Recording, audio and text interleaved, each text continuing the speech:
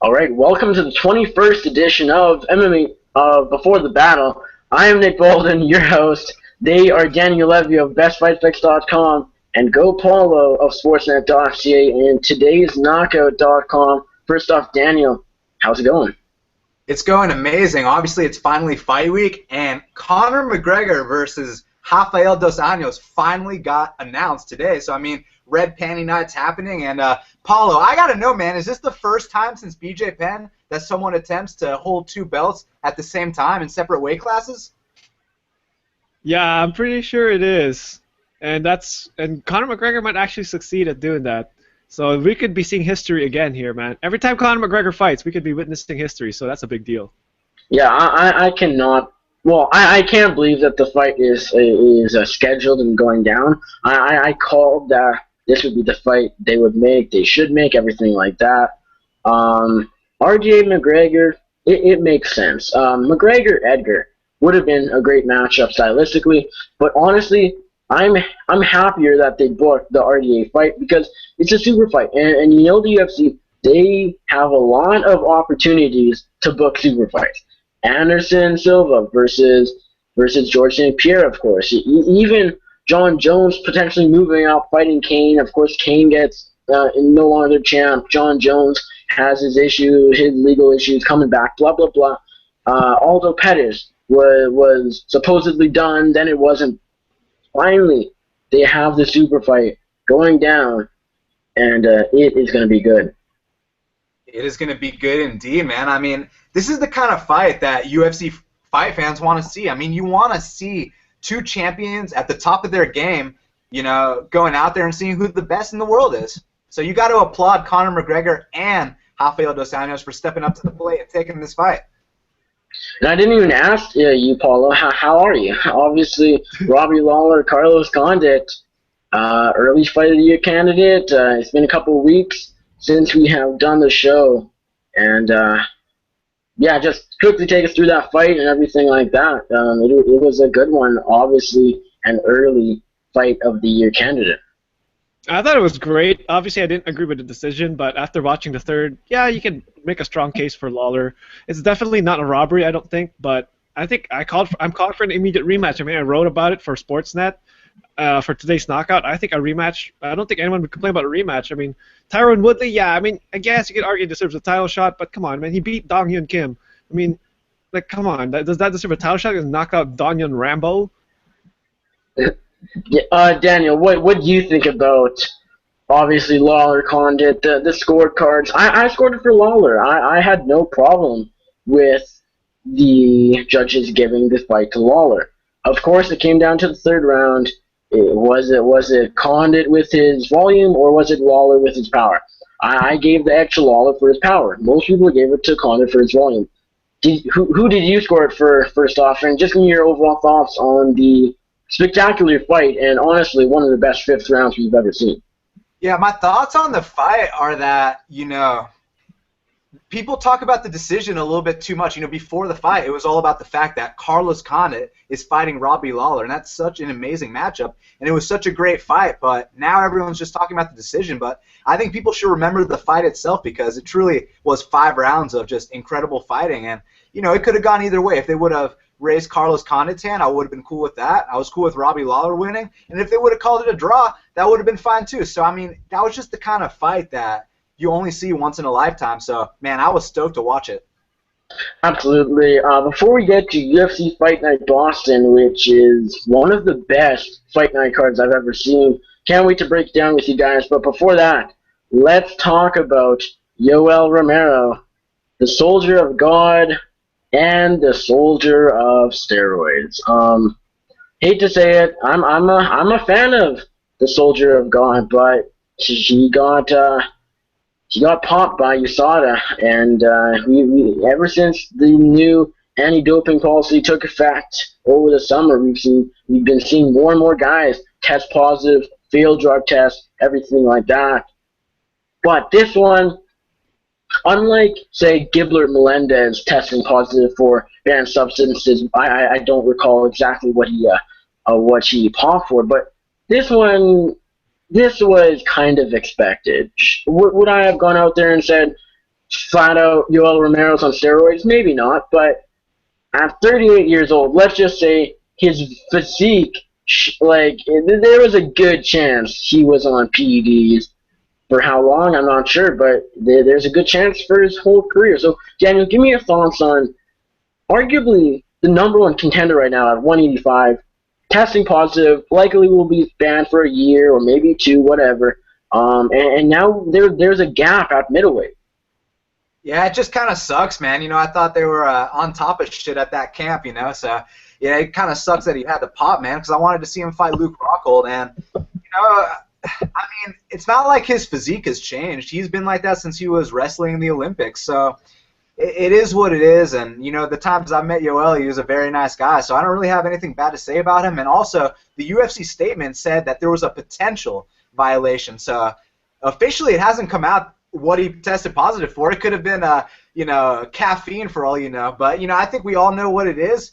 But, I mean, the official word hasn't come out, so I'm not going to sit here and talk. But keep in mind that's how USADA is doing things now. They're not going out straight, like flat out saying this guy tested positive for this and this and this. Where you go back to the Mirko Cro Cop suspension press release, go back to the Gleason Tebow one. It still said the potential violation, but we all know it was they tested positive for something. They didn't go out and say what. But then again, of course, Cro Cop goes out, I test positive for this. Tebow, I think, admitted to it. If not, I think it was basically confirmed. So I'm not sure, even though it's considered the potential violation, they just don't want to go out and say something wrong. They're kind of playing it safe, but I think we can all say he was on something.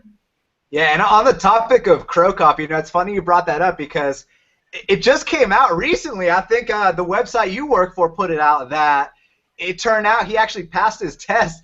But Cro Cop came out publicly and he said he was using HGH. So, he admitted it and he passed his test. So it kind of sucks for him, huh? Yeah, I'm not really sure. I didn't even hear that, but all I heard was that he tested positive for HGH and everything like that. But Paolo, Go to this website called bloodyelbow.com. They got this. Never heard of it. But yeah, Paul. So give me your thoughts on Yoel Romero testing positive for whatever he tested positive for. Do you think how long do you think he's been on it? And what did he test positive for though?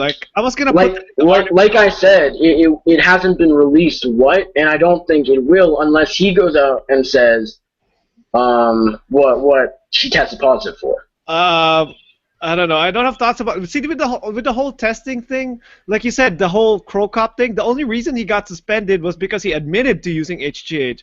Now, I've been doing some research on the whole HGH thing, and you know how hard that is to detect.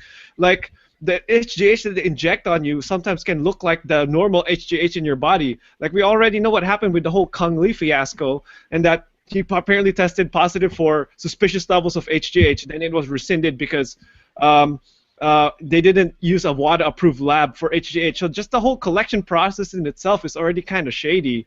And they tested him after he fought Michael Bisping. And there are usually your normal amounts of HGH can go up after a hard workout. Like when he took a picture of himself looking all shredded and shit, that's when he come out of the gym. I mean, when you come out of the gym, anyone that works out, you come out of the gym and you lift some weights, you look freaking buff as hell after you come out of the gym. So, I mean, like with the whole testing thing, man, I'm always skeptical about these things. I mean, like, who knows? Who knows if Yoel Romero really failed? I'm waiting for more information to make a decision on it. Assuming he did test positive for something, even if he didn't, he'll probably be suspended for a year or something like that. Who do you think should fight Luke Rockhold now? Because I was pretty confident. Well, I wasn't confident that Rockhold Romero was going to happen, but I was confident that should happen. Like, I know it was just announced that Rockhold Weidman might be happening. Rockhold said in an interview that's kind of what they're looking at, that might make sense. Personally, I don't think it makes sense, but Rockhold Romero did. Now Romero's out of action for probably a year.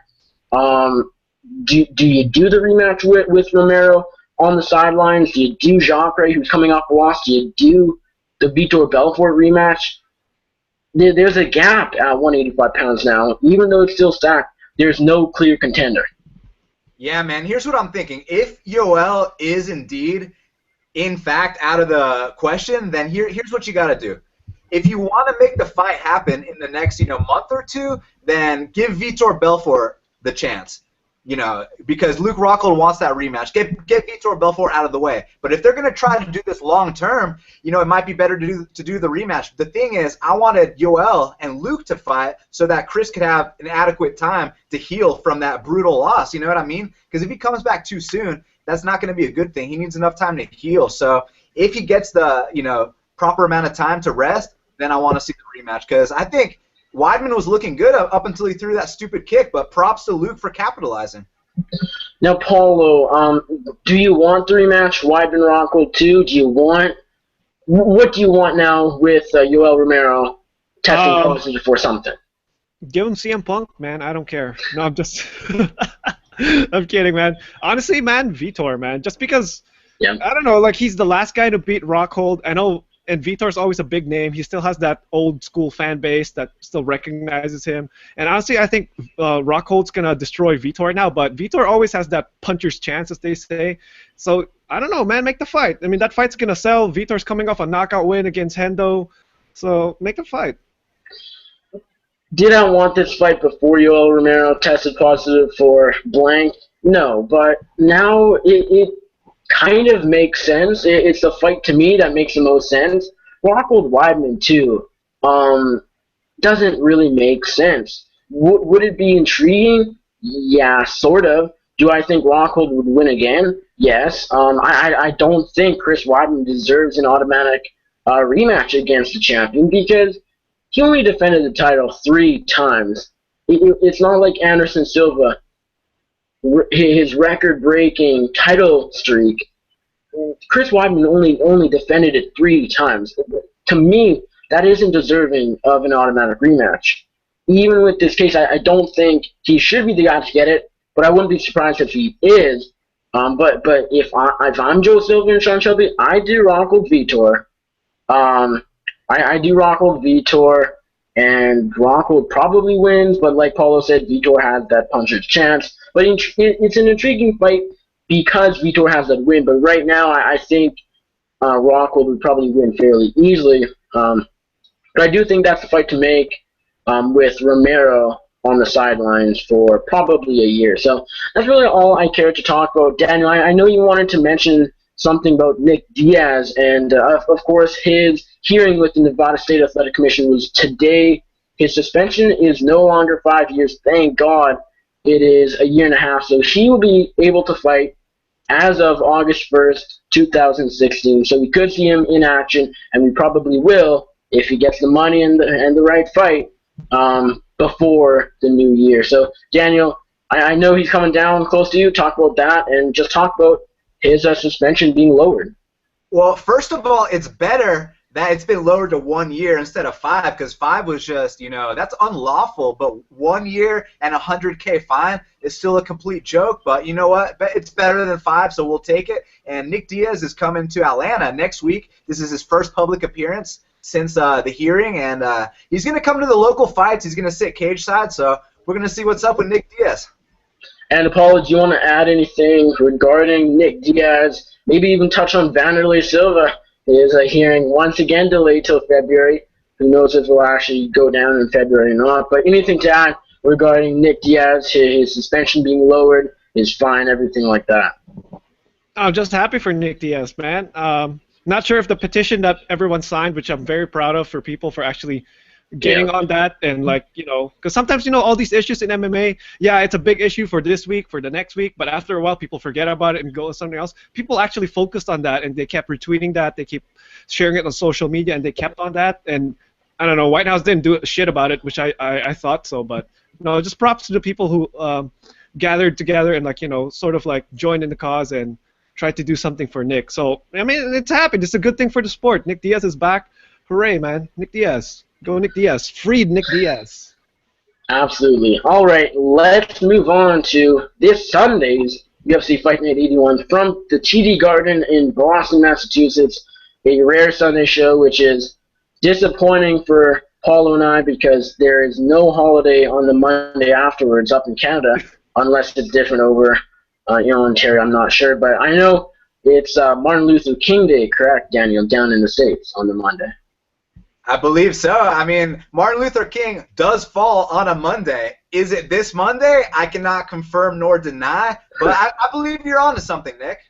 Yeah, all right. I'll look into that, but yeah, I'm pretty sure it's a holiday down there, so lucky you guys, but Canada's still better. Anyways, the first fight, Rob Font, Joey Gomez. Daniel, you're super high on Rob Font, as am I. Why will Rob Font beat Joey Gomez on Sunday night? Well, first of all, this is a really good fight, and props to Joey Gomez for taking it on such short notice. But Rob Font is a very good fighter. Obviously most people know him for his striking. He's got very good footwork, good head movement, good knockout power. But he can also take you down to the ground and wrestle you. He can choke you out with Darce chokes. This guy's the full package, and, he has had a long layoff. But, I've listened to his interviews with James Lynch and a couple of the other ones he did, and he said that the reason he took some time off was so that he could, work on his skills and get better. He said when he was taking fights, back to back to back, he was just, maintaining. But now that he got to take a little, break from fighting, he's been able to get better in his training. So I expect to see the best Rob Font we've ever seen. And Joey Gomez is going to be good in the future, but, Rob Font is too much on 1 week short notice, and, I think Rob Font is going to win via stoppage. All right, Paulo, do you like Rob Font here, who's returning to action after a really long layoff? July 2014, he made his debut over George Roop, first-round knockout, very impressive. But it's been a long layoff. Do you like him or UFC newcomer Joey Gomez? This is an interesting fight because, Joey Gomez, apparently this guy's a knockout artist, but if you look at his competition, it's, come on, man. The guys he's fighting are, anyone can, you've seen so many times that guys are coming off they're unbeaten. They have they're 17-0, 17 all by finishes. Then they get to the UFC and they can't finish anyone. This could be another one of those cases. But Joey Gomez, this guy has long reach. That's actually, I think, his main advantage here. And he's familiar with Rob Font, so even if it's a short notice, he has that familiarity. Maybe he'll be competitive about it.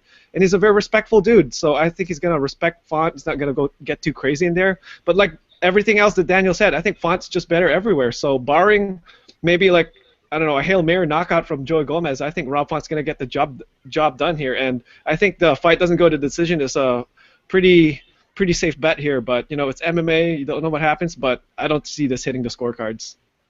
Yeah, I'm going to complete the hat trick. Won't go against you guys this time. I like Rob Font here inside the distance. I think he knocks out Joey Gomez. One interesting bit I got when I interviewed Rob Font a couple days ago, which will be out on my show, MMA Junior Radio, tomorrow morning, so check that out. I'll plug that at the end of the show. He actually said that he has trained with Joey Gomez in the past. They're both CES veterans, so very interesting tidbit that really doesn't mean a whole lot. I just kind of found that interesting. But as far as the fight, even though Rob Font is coming off the layoff, I think, like you guys said, I think he's just a bit better everywhere. Joey Gomez coming in on short notice. You can't always trust UFC newcomers coming on short notice. I don't think we see the best Joey Gomez. I do think we do in his second outing, and from there on, of course. I think he's a legit prospect, but Rob Font is, in my eyes anyways, a future contender if he can get fights back to back and actually compete fairly often. Right now, you can't really consider him a top prospect contender, whatever, just because he's only had one fight in UFC and has been out of action for a while. So as long as Cage Rush doesn't play too big of an effect, I think Rob Font takes this inside the distance. And yeah, I like Rob Font here by knockout. All right, moving on. We have a light heavyweight matchup between Ilir Latifi and Sean the Real OC Connor. Paolo, who do you like in this matchup? I like Ilir Latifi here. I want to pick Sean O'Connell because, the guy's cool, man. He's a sports journalist too, and he's a writer. This guy's one of the coolest guys outside of fighting because he does so many other things.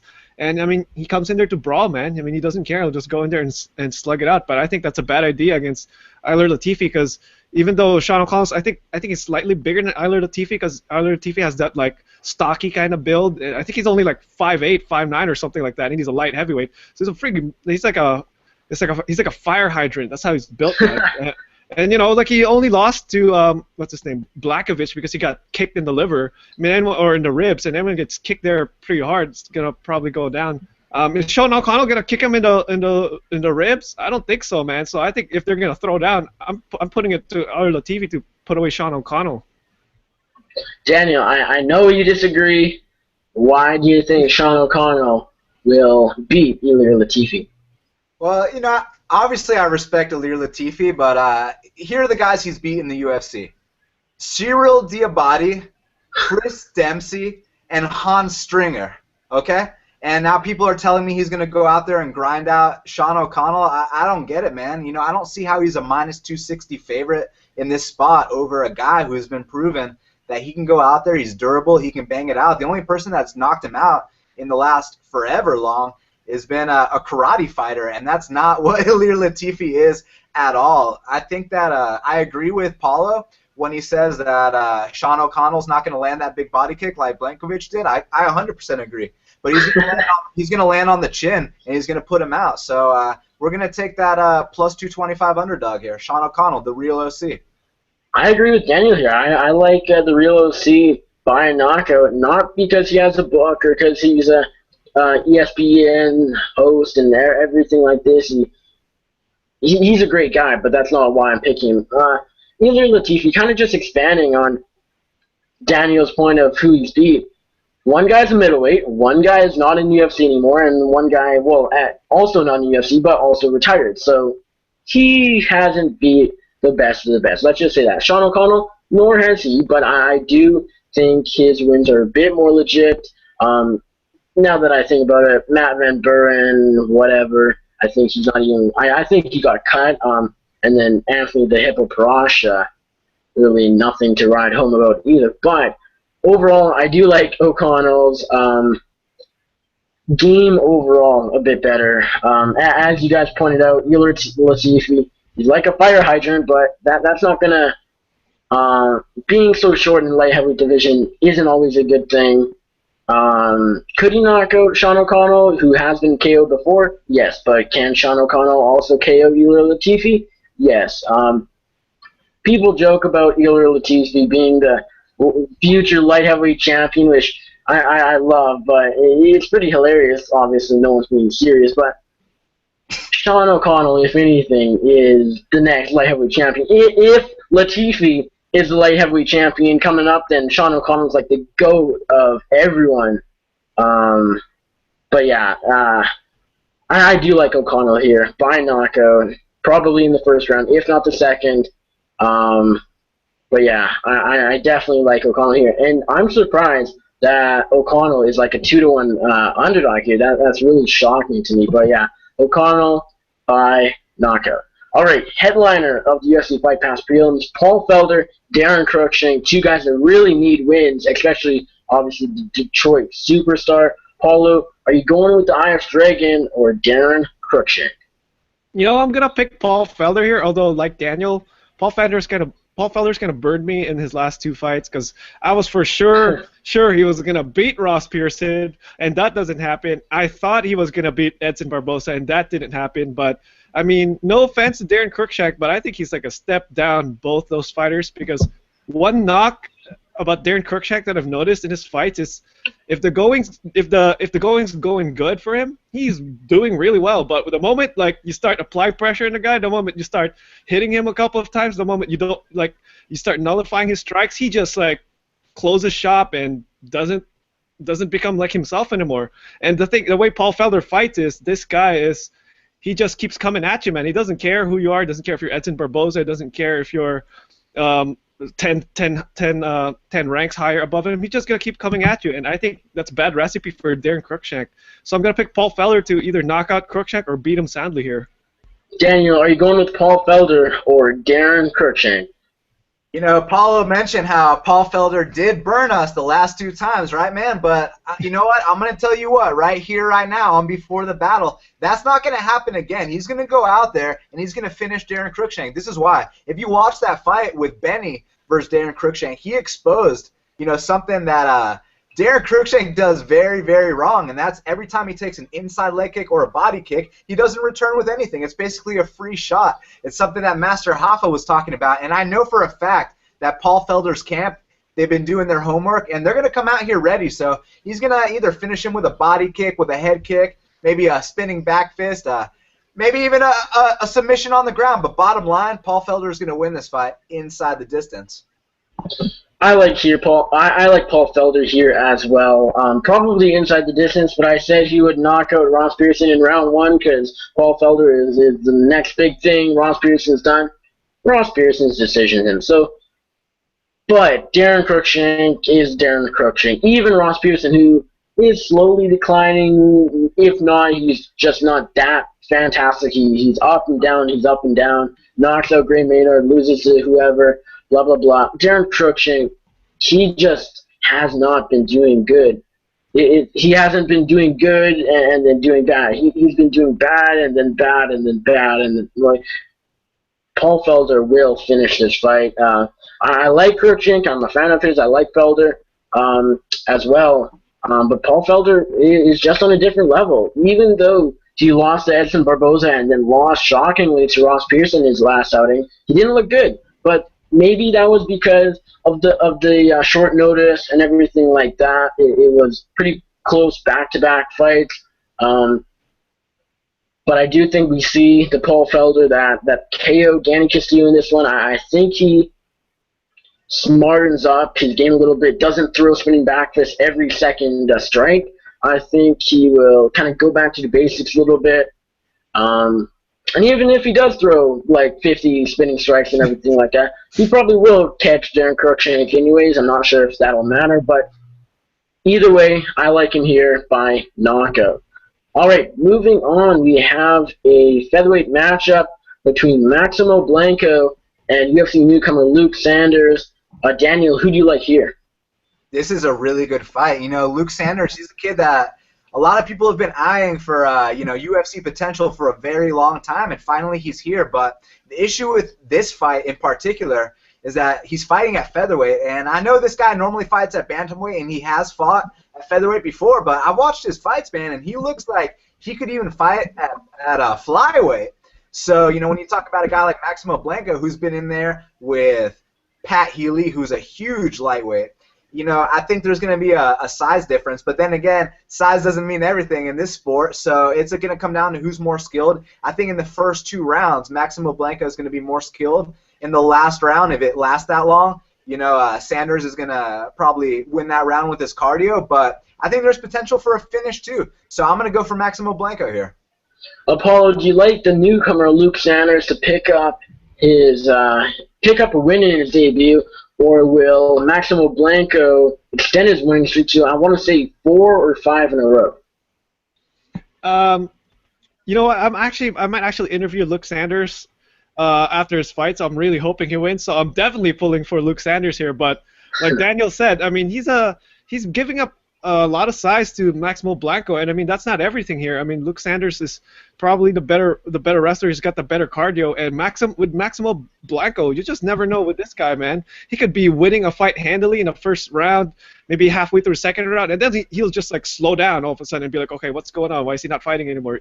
He's gonna pull on Efrain Escudero and just not do anything, and it's either he's gassed or something just happens mentally. And if that happens, I can see Luke Sanders maybe winning the latter half and maybe get a really close split decision. But if it's a coin, it's almost like a coin flip fight. But I have to give it to Maximo Blanco here. Plus, I think this is sort of not last minute, but it's like Luke Sanders is coming in as a late replacement because I forgot the guy Maximo Blanco was supposed to fight. But Bermudez. Yeah, Bermudez. Oh yeah, and now he's fighting someone else. Oh, how convenient. But yeah, no, I'm gonna give it to Maximo Blanco. It's not a confident pick at all. Definitely not betting here, but Blanco by split decision, let's say.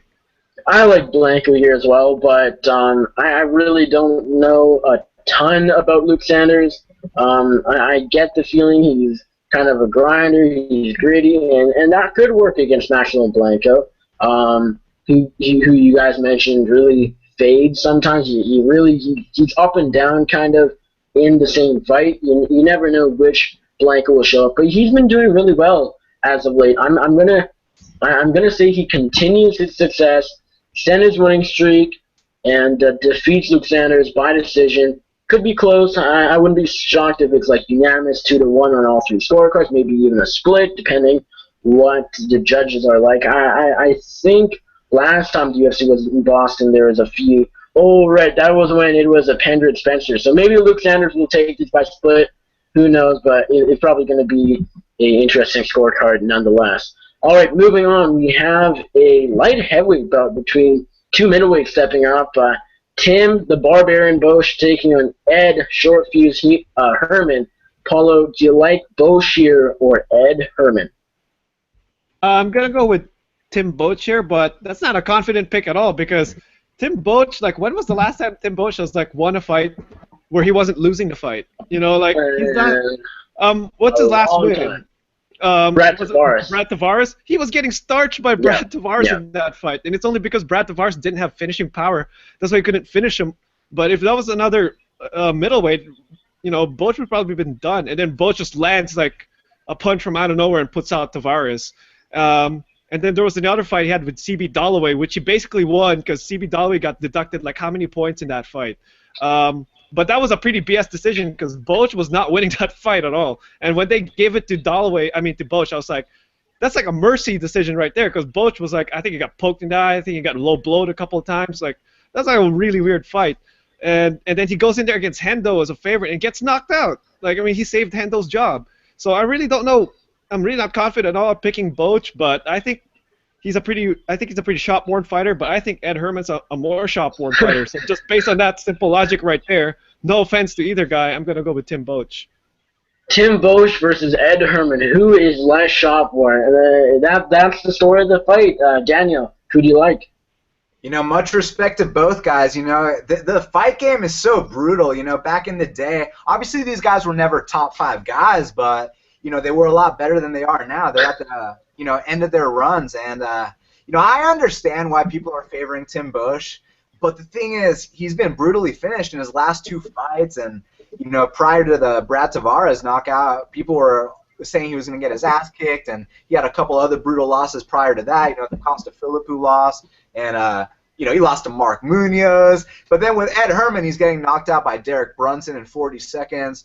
And, I mean, Jacare whooped him, but that's to be expected. But here's the thing, man. From a betting perspective, if you're old enough to bet, you'd probably take the underdog because, I mean, why would you want to lay upwards of 2.5 on a guy that's shot? But or you just pass, honestly. Oh, hold on. I'm getting there. Your underdog is also shot. So it's one of those situations where, you have to pass. So, yeah, I agree. Yeah, Tim Boach, I'm picking him to win, but it could go either way because they both are done without trying to disrespect him. Like Tim Boach, like Paolo pointed out, I don't remember the last time he won a fight that he was winning and that if it would have gone to the scorecards and the judges weren't out of their minds that he would have won. Like, it's been a long time, honestly. His last win, like we pointed out, Brad Tavares, he was getting he wasn't getting destroyed, but he was losing definitely. And then of course catches him and gets the finish. Coming off a knockout to Dan Henderson, Ed Herman coming off a quick knockout loss as well. This is a flip the coin fight basically. I lean Tim Boach. Both moving up to 205 from middleweight could be interesting. They might be a bit fresher. Whatever. I'm not sure I'm not sure how the move will affect them, honestly. Their cardio will not be any better, I don't think. The weight cut obviously will be easier on them, but at this point, how much does that matter? I'm not sure it does a whole lot. Both will be a bit fresher probably because they don't have to cut that extra 20 pounds or so, but it's Tim Boach and Ed Herman. Pip, flip a coin and pick whoever. I'm going Tim Bosch, I guess by stoppage, because that's really the only way Tim Bosch wins fights nowadays. But like I said, that Boston judging, you never know. But I'll go Tim Bosch to get the job done. All right, moving on, we have the featured prelim bout on Fox Sports 1, and this is a fantastic welterweight matchup. We have Patrick, the Predator Cote, take on Ben Killer B. Saunders. Paolo, are you going with the Canadian or Killer B. Saunders? No, I can't go against Patrick Cote here, and I think this fight's close enough that Patrick Cote is going to win again. I mean, I bet him against, what's his name? His last fight. Fuck, I'm having a mental... Berkman, yeah, Josh Berkman. I mean, that was a great fight. I think that was like a top 5 UFC fight of the year. No, man, I can't go against Patrick Cote. I mean, this guy's aging like fine wine. I mean, obviously he's not going to be fighting for a belt anytime soon. You put him against like a top 5, top 10 guy, they're probably going to starch him. But, I mean, is Ben Saunders a top 5, top 10 guy? I mean, who knows? I mean, he beat Joe Riggs. He beat Kenny Robertson very so slightly, which I don't think a lot of people, not everyone agrees that he beat Kenny Robertson in that fight. And he's just like a few fights removed from getting starched by Douglas Lima. I mean, not saying that Patrick Cote is going to Douglas Lima his butt, but you know, I think the fight's going to stay standing. I think Patrick Cote is well-rounded enough to keep it there, and I have him winning. I mean, his chin is fading. It's not as iron as it was before, but he still hasn't been finished, man. I don't think Ben Saunders is going to knock him out. Patrick Cote all the way. Daniel, are you going with Patrick Cote or Ben Saunders? This is a very interesting fight, and it comes down to strategy, because if Patrick Cote decides to keep it on the feet, I actually think he can knock out Ben Saunders. Ben Saunders doesn't take the best punch, but if Patrick Cote takes this guy to the ground, he's screwed, man, because Ben Saunders' guard, I mean, this dude's guard is nasty, and he starts blasting those nasty elbows. He starts utilizing the rubber guard, and, you know, me and some of my friends, we joke about how the rubber guard doesn't work in MMA, but Ben Saunders is one of the rare exceptions that can make it work in MMA. So if Patrick Cote finds himself on the ground, it doesn't matter if he's on top or on bottom. He's in big trouble. But if he can manage to keep the fight standing, I think he can knock him out. So we're going to have to see what happens. I like the Canadian here to outpoint Ben Saunders on the feet, and I'm not biased or not trying to be biased because true north, but still go Patrick Cote because you're Canadian. But honestly, I do like him here. A very close fight, though. Nothing would shock me. Like Daniel said, Patrick Cote has been, as of late, he's kind of been grinding out his opponents. We saw that in Joe Riggs' fight. We didn't see that in Josh Berkman fight, of course. But yeah, if Cote goes out there and tries to grind out Ben Saunders, it's not going to go well for him. He's going to get submitted while he's on top, which is not embarrassing, but you don't want to get submitted by a guy when they're on their back. But honestly, if he can keep it standing, I think he can beat Ben Saunders on the feet. I'm not sure if he knocks him out like Daniel says, but I think he can just do enough to outpoint him. Close fight, though. Ben Saunders, his striking is not underrated, but I think it's better than some people think. Ben Saunders, I think, has the advantage because of his ground game, but I do think Patrick Cote will get the job done somehow. I'm not sure exactly how, but I think he keeps standing, outpoints him on the feet, but honestly, nothing would shock me because it is Patrick Cote and Ben Saunders.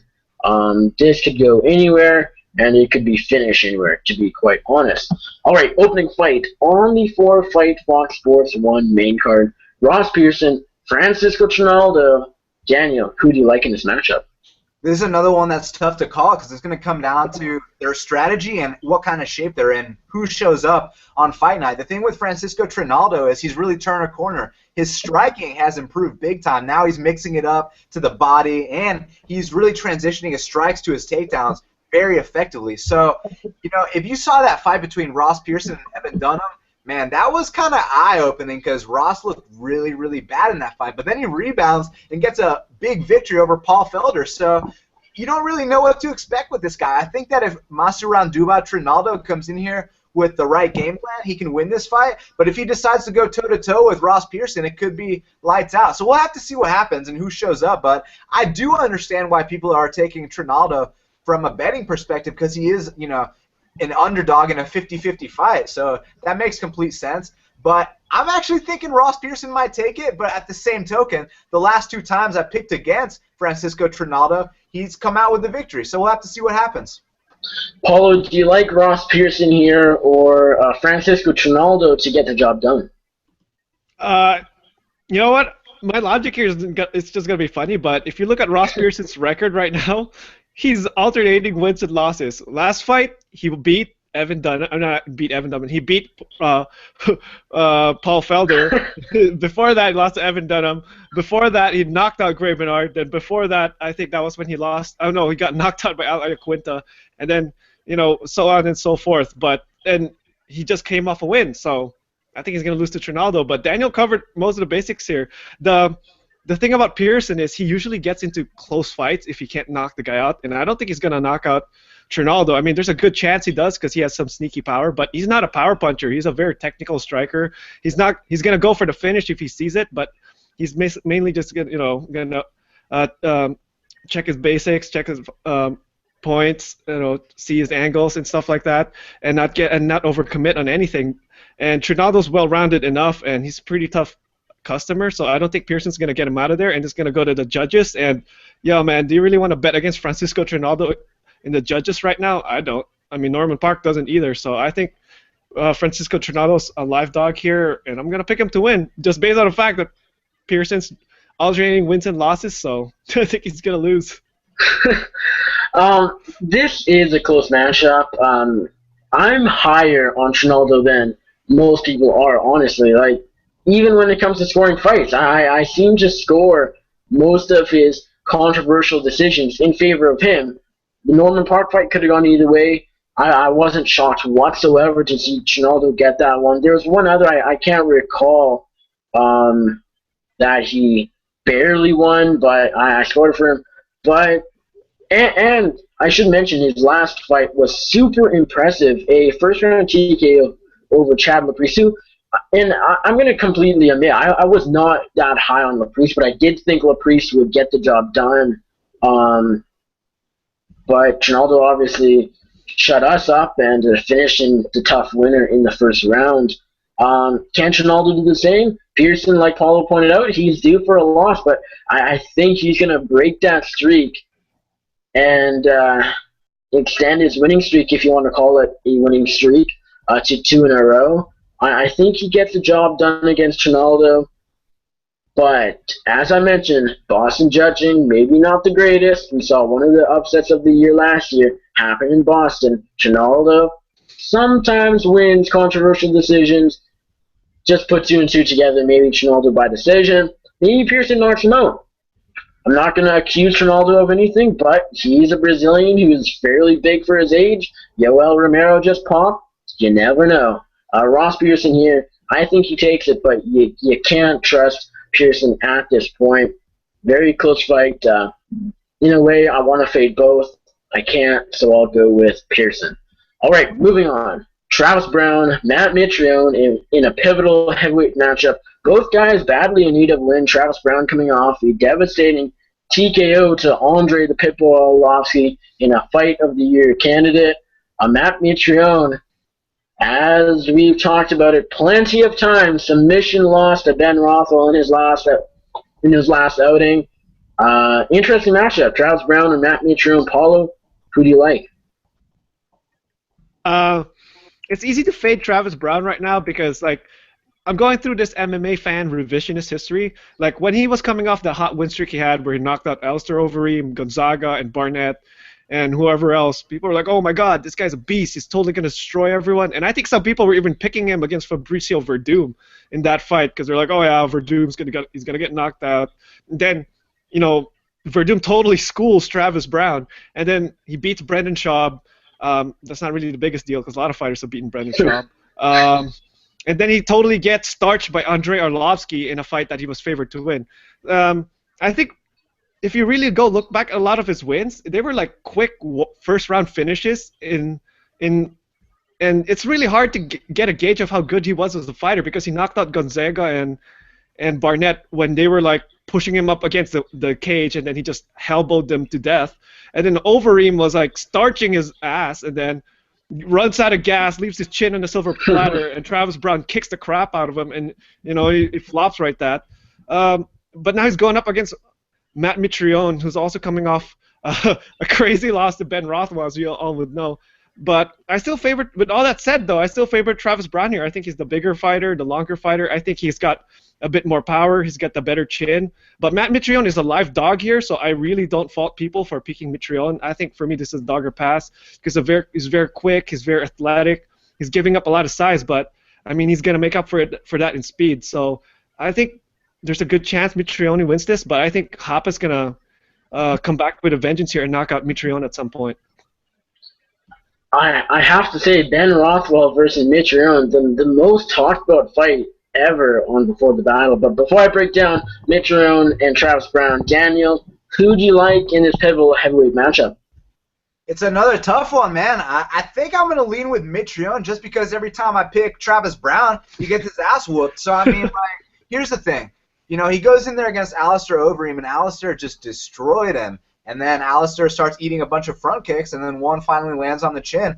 And that was the starting point for Travis Brown's decline, in my opinion. Then he fights Fabricio Werdum, gets taken to school for 5 straight rounds, and then comes back against Brendan Schaub, like Paolo mentioned. And, beating Brendan Schaub is like beating Mark Munoz. And then after that, he comes back against Andrei Arlovsky as a -400 favorite. And, I mean, he starts getting dropped with backhands and stuff like that. The guy can't take a punch anymore like he used to. Here's the thing with this fight, though.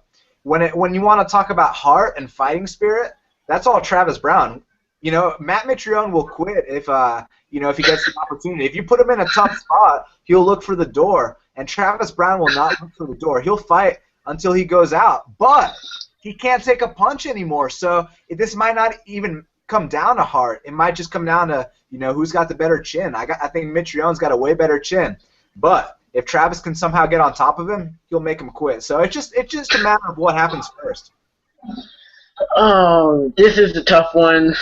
Travis Brown, though, I've never been that high on him. Like I picked him to beat Arlovsky, but it's not like I've been that high on Arlovsky either. I was confident in Werdum against Brown. I'm not too sure why Brown was a favorite. People were picking him, blah, blah, blah. Yeah, as you guys mentioned, Brown's chin isn't the best. He took a ton of punishment in that Arlovsky fight. And it's not like he got knocked out cold or anything. Like, he took a lot of punishment. So I guess you can say his chin's not too bad, but he was getting dropped by fairly, I hate to say it was sloppy, but he was getting dropped by maybe not the hardest shots Andre could have thrown. Of course, back in May, Travis Brown, you gotta, I kind of hate to mention this, but you kind of got it. There's a chance the whole Ronda Rousey thing and the domestic violence incident back in the summer. Do you think he's really going to come into this fight at his absolute best? Maybe, but probably not. Matt Mitrione, as we saw against Ben Rothwell, maybe not the smartest fighter, but he does have the better chin. He hits as hard or harder. As long as he doesn't get caught in a submission by Travis Brown somehow, I think he's probably safe. I think he finishes Travis Brown sometime in the first round. If not, I like his movement and cardio and everything like that to get him the stoppage later in the fight. But if I have to pick, I'm going Matt Mitrione by first round TKO. Co-main event, former lightweight champion Anthony Pettis takes on former Bellator lightweight champion Eddie Alvarez. Very interesting 155-pound fight with title implications on the line. Of course, McGregor RDA is going down first. Winner, though, going to be in a number of contenders fight for sure. Paolo, are you going with Showtime or Eddie Alvarez for the fairly big upset? I'm going to go with Showtime here. I think Pettis, if he wasn't destroyed by RDA, for 5 rounds, I think he'd be at least a minus 500 favorite here because I just think this is a bad matchup for Eddie Alvarez. Unless Eddie Alvarez suddenly transforms himself into like a Rafael dos Anjos and just puts it on Anthony Pettis. I mean, but if you watch the Donald Cerrone fight, I mean, he had his moments there, and we know that Cerrone's a slow starter, and I think he nicked him up a couple of times. He had him at that point. We're just punching him hard, and then he tried to finish him, and he couldn't finish him, and then he ran out of gas, and Cerrone just took over and started kicking the crap out of him. I think just picture that, but much sooner, and with Eddie Alvarez going down, and that's the fight, man. I think Anthony Pettis is gonna win this fight, unless Eddie Alvarez can, I don't know, I guess do what he did to Giblert and like wall install him, grind him out, dirty box him or something like that. I don't think that's gonna happen. I think Pettis is gonna finish him, maybe knock him down and submit him. I think Pettis by submission. That's what I'm gonna call for. All right, Daniel. In this interesting lightweight matchup. Are you going with the former champ? Well, they're both former champions. I can't see that. Anthony Pettis or Eddie Alvarez? I'm going with the former UFC champion. And, all respect to Eddie Alvarez. The guy is as tough as they come, and he'll fight anyone. But Anthony Pettis is on a different level. And if the Anthony Pettis that showed up against Rafael dos Anjos shows up, he's going to beat Eddie's ass. Now, I know someone's going to watch this and be like, well, what do you mean? He got beat up by Rafael dos Anjos for 5 rounds. Well, let me tell you something. Why don't you go back and watch that fight and recall the point when Anthony Pettis landed 2 clean head kicks on Rafael dos Anjos' chin, and Rafael just ate it like it was nothing. I'm going to tell you right here, right now, that Eddie Alvarez will not walk through that head kick like it is nothing. If Anthony Pettis lands that head kick on the chin, Eddie's going down. But guess what? There's other ways he can win too. He can submit him with an armbar, with a guillotine. Eddie's in big trouble. Anthony Pettis wins inside the distance. All right.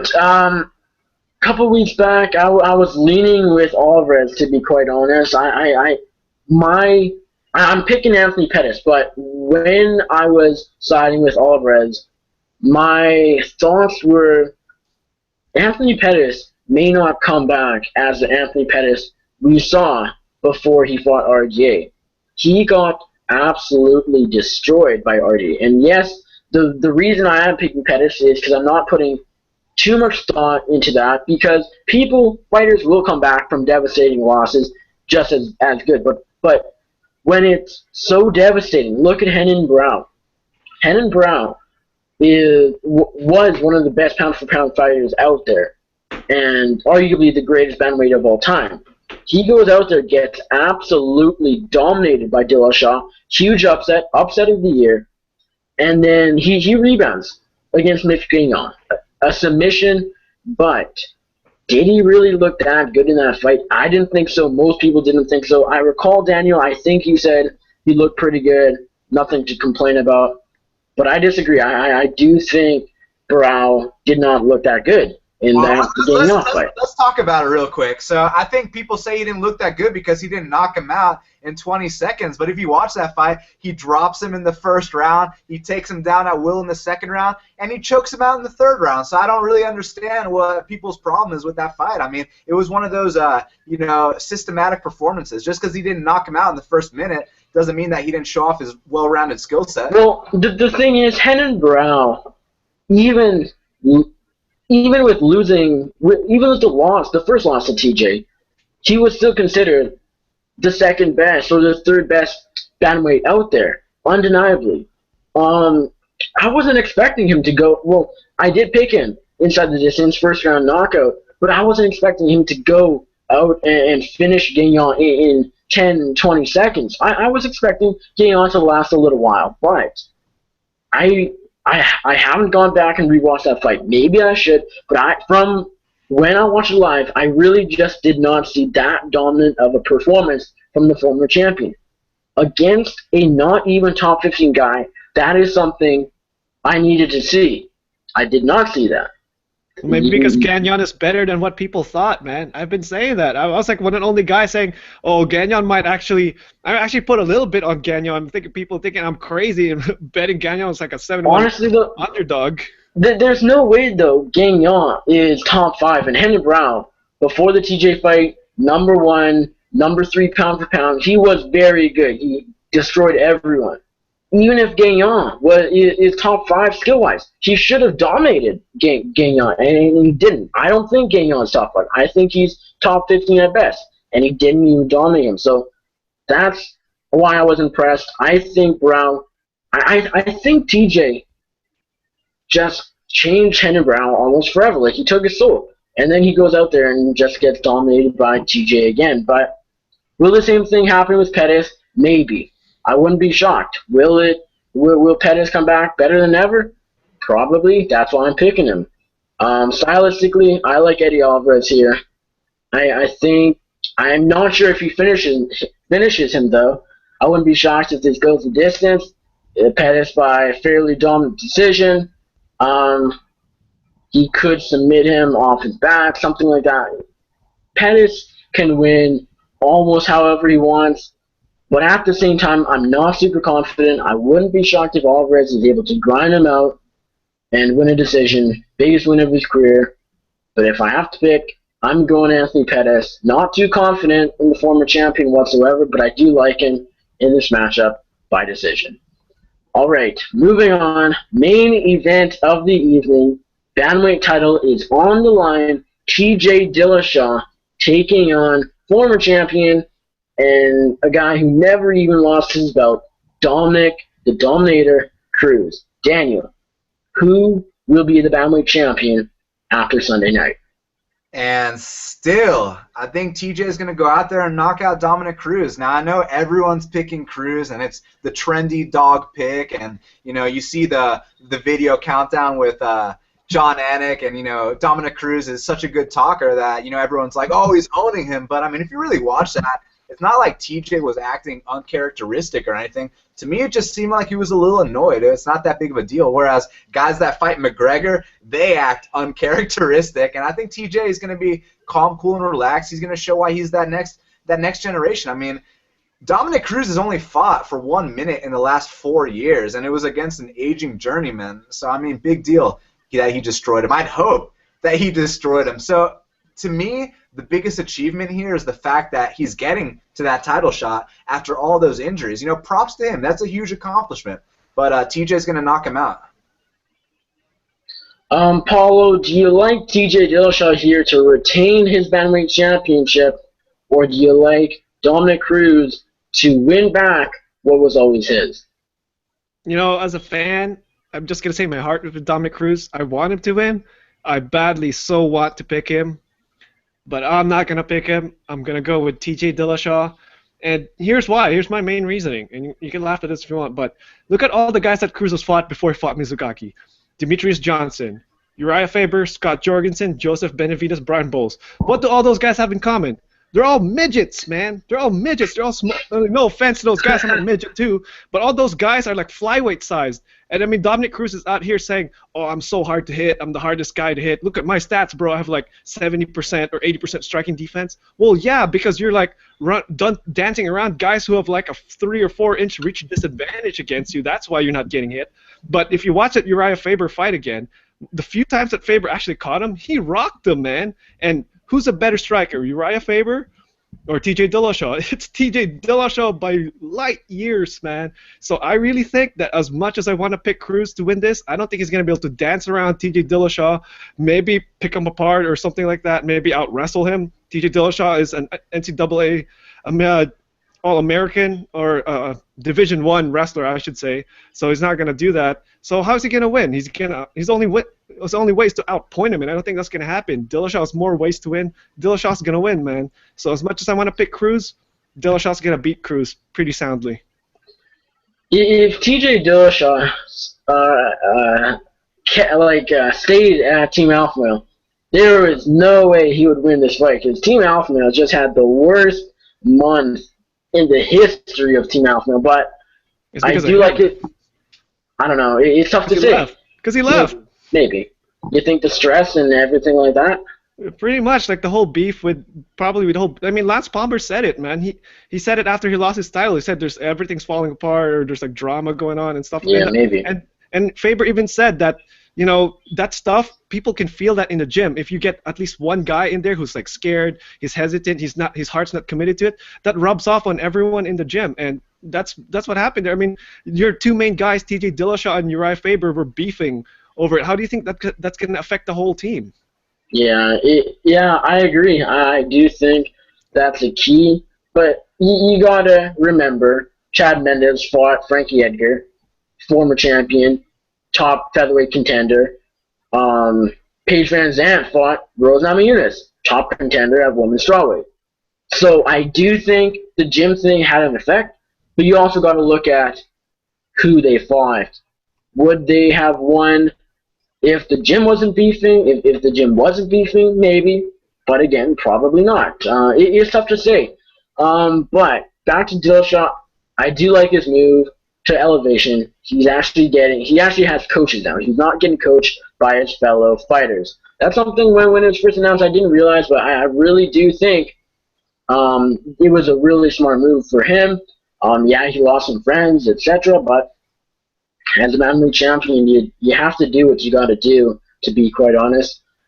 But Dominic Cruz was the champion and will be the champion. I like Dominic Cruz here to win back the bantamweight strap.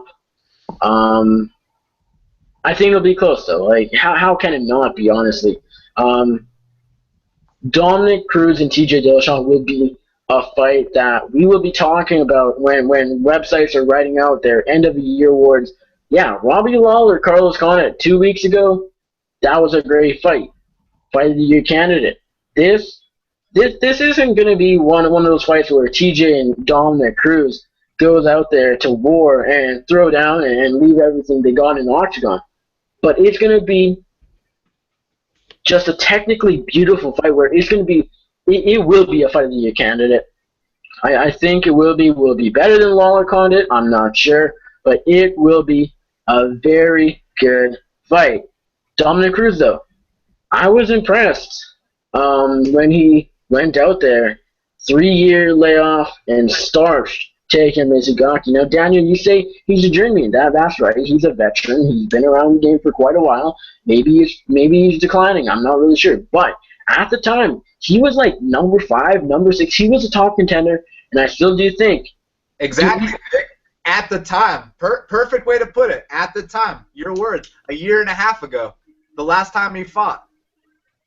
Yeah, well, that's the thing. At the time, he was a top contender. And I'm not saying he's the best of the best or top contender now, but he's still top 10. Yeah, and no shit, he's not the best now. Dude, and something we're not addressing, when he fought Takemi Mizugaki, he had injury on one knee. He's coming off injury on another knee, man, so that might play a factor in there, man. I know Cruz saying, I'm mentally tough, I've been over all these knee injuries and stuff, but, I mean, come on. I mean, what's it called? Sean Smith nailed it perfectly. There's not a lot of athletes that have come back really successfully from having 2 knee injuries, man. We've seen this in most sports. Good point. But if I had to predict, I don't think the injuries would be, or the layoff will be, a massive effect. Will there be a little bit of cage rust? Maybe. Will he look a bit different because of his other ACL tear? Maybe. But if I had to guess, I would say no, because he came in there, even forgetting who Mizugaki is, doesn't matter his opponent. He went in there, and even though it was a minute, there was no signs of ring rust whatsoever. He went in there and got the job done. Would I have liked to see him in the cage for more than 5 minutes, more than 2 or 3 rounds? Yes, but and then I could base my pick. I could be. I could predict this fight a bit more clear than we can, because we haven't seen Cruz, like you said, much really at all in the past 4 or 5 years. Even though that's the case, I do like him here. I'm going on too long talking about basically nothing, so I'll just kind of wrap it up. Dominic Cruz beats TJ Dillashaw. His movement will be the thing is his movement or TJ striking. TJ hits his opponent a lot. Dominic Cruz doesn't get hit a lot. So which one will still be true on Saturday night? I personally think TJ won't land as much as he's used to in the past the last couple title fights and everything like that. Dominic Cruz will be able to move away from his strikes and everything like that. Dominic Cruz outpoints him on the feet and wins a decision. All right. Anything else you guys want to add before we move on to our counter routines and call it a night? Gonna be a really good card. I mean, not only do you have a title fight, you got Anthony Showtime Pettis, who could arguably be headlining the fight, and it's so stacked that Paul Felder is on the Fight Pass prelims. And Apollo, anything else you want to add before we read out our counter routines? Yeah, I just want to give a shout out to Amber Lebrock and the ladies over at Invicta. There's an Invicta card here, actually. I know a lot of guys are like, oh, yeah, women's MMA fights, boo, boring, or whatever. But who knows, man? I think sometimes this fight, something crazy and unexpected can happen. And this Russian girl that Cyborg's fighting, come on. Another tomato can, but I'm just hoping for that 0.001% chance that we see another freaking shocker here and Cyborg gets laid out or something like that. But not holding my breath, but stranger things have happened. All right, Daniel, do you have your counter team ready to go? If you do, who are your 5 fighters on your counter team? All right, so I got Anthony Showtime Pettis, Paul Felder, Sean the Real OC O'Connell, Rob Font, and I had to remove Mairbek Taisumov because he's not going to be fighting anymore. So what I'm going to do is I'm going to put Matt Mitrione in there, and we're going to ride or die. We're going to see if he's going to get that big knockout. All right, Paulo, do you have your team ready to go? If you do, who are your 5 fighters on your counter team? Okay, I'm actually just making changes because you guys have convinced me on Sean O'Connell. So I redid my team now, and I've got Dillashaw, I've got Matt Mitrione, I've got Showtime Pettis, I've got Rob Font, and I've got the real OC Sean O'Connell. All right, my team is Dominic Cruz to defeat TJ Dillashaw by unanimous decision. I got Matt Mitrione to knock out Travis Brown in round 1. I got Sean O'Connell to knock out Ilir Latifi in round 1. I got Charles Rosa to submit, I want to say Augusto Mendez. Does that ring a bell? It's a short replacement fight. I can't recall his opponent, but he's going to get the job done. And finally, not too confident, but kind of just was the only one that fit into my team. I got the Barbarian Tim Bosch to knock out Ed Herman. All right, guys. Appreciate you joining me once again. As always, Daniel, let us know where we can find you on Twitter, other social media, your website, your bets, anything else you got coming up. What's going on? Yeah, you can follow me on Twitter at BestFightPicks, on the World Wide Web at BestFightPicks.com. If you want to tail my bets, just go to BestFightPicks.com. They've been winning lately. And if you want to listen to my podcast, you can check out Half the Battle on iTunes or YouTube or SoundCloud, and it's all there. Enjoy. All right, Paolo, where can we find you in the social media universe? Where can we find your writing and anything else you got coming up? Go ahead. Yeah, you can find me on social media at GoPauloMMA, like it says down there, at Today's Knockout, at Sportsnet, and we just recently released a new podcast at MMA Side Dish. So lately we had Amber Librock on the show and Damon Jackson, who's fighting on UFC on Fox. So come check us out, guys. Subscribe to us, and we'll try to put on better content for all of you. Absolutely. All right, you can check out me on Twitter at NickUFC. Check out my writing. My website, first off, MMAJR.co. Check out my writing, my other writing, BloodyElbow.com and MMASoccer.com. My podcast, MMA Junior Radio, hosted each and every week with Andrew the Clown Kid Lawrence. This week, actually, it'll be out tomorrow morning. We have a great show for you guys. Episode 41, we got Mickey Gall, who you may not know the name, but you will soon. This guy was on Looking for a Fight, the first episode on Fight Pass on YouTube, and he may be CM Punk's first opponent. Dana White said on the show he's interested in Mickey Gall versus CM Punk. Mickey Gall, he is a very nice guy. A great chat with him, talking about potential fight, how his life has changed just in the past week or so. It's been a crazy week for him. And midway through the interview, he got pulled over by the cops, so you can't get much better than that. After that, we have UFC middleweight contender Derek Brunson joining the show to talk about his upcoming fight with Rowan Carnero and much more, including the middleweight division, Chris Weidman's former reign, Luke Rockhold is new champ, everything like that. And then rounding out the show, Rob Font, who we talked about, of course, earlier on. He fights Joey Gomez on the Fight Pass prelims. So check that out. Great interview from Rob Font, who returns to action in Boston this weekend. And thanks again for listening. And Daniel, you forgot to plug something. Go ahead. Yeah, look out for a new Half the Battle tomorrow. I'll be co-hosted by the one and only undefeated James Vick, and we'll be welcoming our very special guest, John Gooden, the UK announcer, and actually the European announcer for the UFC. He's really awesome. He's not the announcer like Bruce Buffer. He's the play-by-play commentator. Yeah. Really, really good at what he does, and really like his personality, and can't wait to chat with him about the fights.